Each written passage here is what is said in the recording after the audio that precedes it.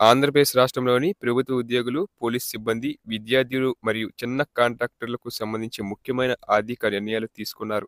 ఇటీవల ముఖ్యమంత్రి నారా చంద్రబాబు నాయుడు గారు ఉండవల్లి నివాసంలో ఆర్థిక శాఖపై సమీక్ష నిర్వహించి పలు కీలక ఆదేశాలు జారీ చేశారు. శనివారం రాత్రి జరిగిన ఈ సమీక్షలో ఆర్థిక శాఖ పరిస్థితులు, పెండింగ్ బిల్లుల స్థితి మరియు వాటి చెల్లింపులపై చర్చించారు. ప్రతిపాదనల ఆధారంగా మొత్తం 6,700 కోట్ల రూపాయల బిల్లులు పెండింగ్లో ఉన్నాయని అధికారులు సీఎం దృష్టికి తీసుకువెళ్లారు. ముఖ్యమైన మార్గదర్శకాలు: ఉద్యోగులకు బకాయిలు చెల్లింపు, పోలీస్ శాఖకు సరెండర్ లీవ్ విడుదల, సిపిఎస్ కాంట్రిబ్యూషన్ నిధులు చెల్లింపు, అలాగే పెన్షనర్ మరియు ఇతర బిల్లులు క్లియర్ చేయడం.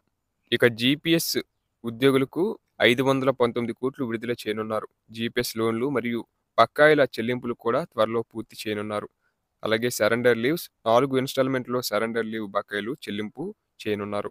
ఈ మొత్తంలో 214 కోట్లు కేటాయించారు. దాదాపు 55,000 మంది పోలీసు సిబ్బందికి లబ్ధి కలుగుతుంది.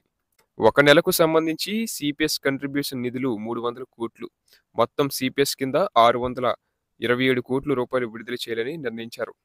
అలాగే టీడీఎస్ చెల్లింపులు టీడీఎస్ కింద 265 కోట్లు విడుదల చేశారు.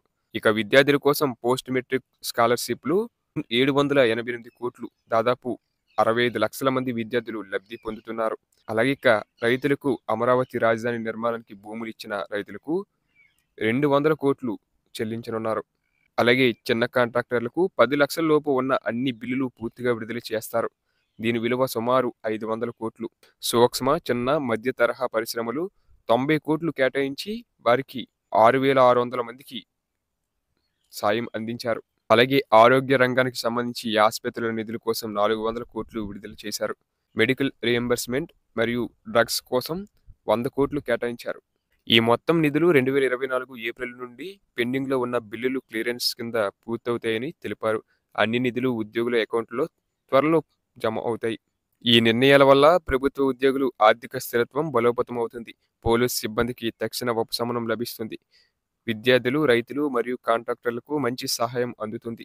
ఈ నిధుల చెల్లింపులు ఇప్పటికే ప్రారంభమయ్యాయి. లబ్ధిదారులు వారి బ్యాంక్ ఖాతాలో నిధులు పొందగలరని తెలుస్తుంది.